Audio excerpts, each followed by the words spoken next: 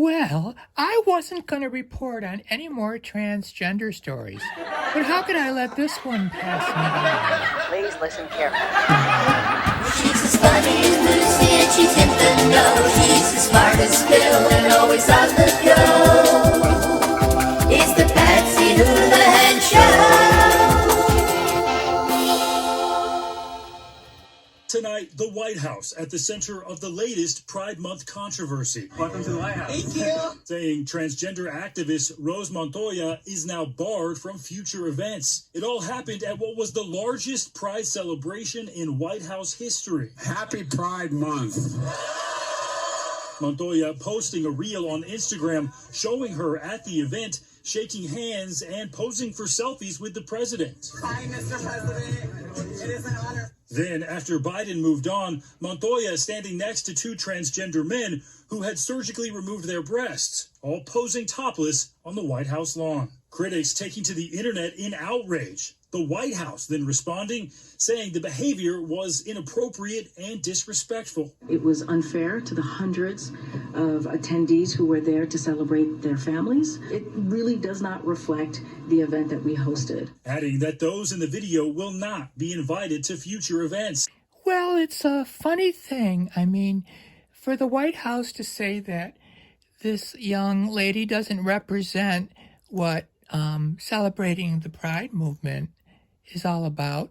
I mean, I guess they've never been to a Pride parade. There's all kinds of butt cheeks and boobies and every the other parts too, sticking out everywhere and parading down the streets, and it's all about freedom to let it all hang out and be what you want to be, do what you want to do, and you know, if that's what we want in our society, well, I guess that's where we're going, but I prefer for that stuff to be in the privacy of your own home or whatever organization that you're part of that participates in such frolicking fragility. Future events, but Montoya taking to TikTok to defend her actions. I would just like to say that, first of all, going topless in Washington, D.C. is legal. Hey, Kluki, you want to take a trip to Washington, D.C.? All right, you two, enough of that nonsense. That's not helping the subject matter here at all. Why is my chest now deemed inappropriate or illegal when I show it off? However, before coming out as trans, it was not. I had zero intention of trying to be vulgar or be profane in any way.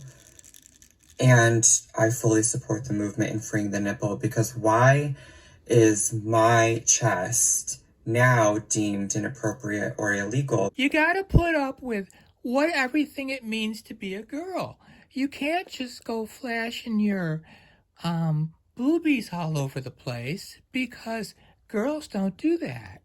So maybe you should have thought of that before you did what you did, you know? Girls. Free the nipple! Free the nipple! Free the nipple! It just seems very freaky and exhibitionist. Yeah, I don't like it. The White House is embarrassed today, and deservedly so, following a display by transgender model and actor Rose Montoya. On Tuesday, the White House condemned Montoya, who flashed a pair of artificial breasts on the South Lawn during an officially sanctioned Pride event. The administration deserves all the grief it's getting today, not just because this particular performer has a history of incendiary activities, but because this is increasingly what Pride activism looks like. The rules of this game are obvious by now. The point is to be as transgressive as possible and provoke as many people as you can, and then perform a hilarious soccer flop the second anybody is transgressed or provoked. If you're even mildly put off by displays of contempt for basic propriety, like, say, showing profound disrespect for the people's house, you're the problem. It's a stupid game with even stupider prizes.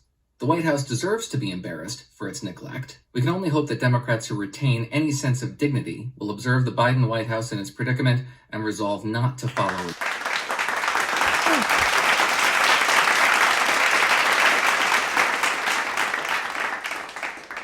It's recently come to my attention that conservatives are trying to use the video of me topless at the White House to try to call the community groomers, etc.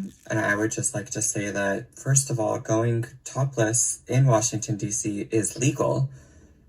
And I fully support the movement in freeing the nipple. Free the nipple! Free the nipple! The nipple has been freed.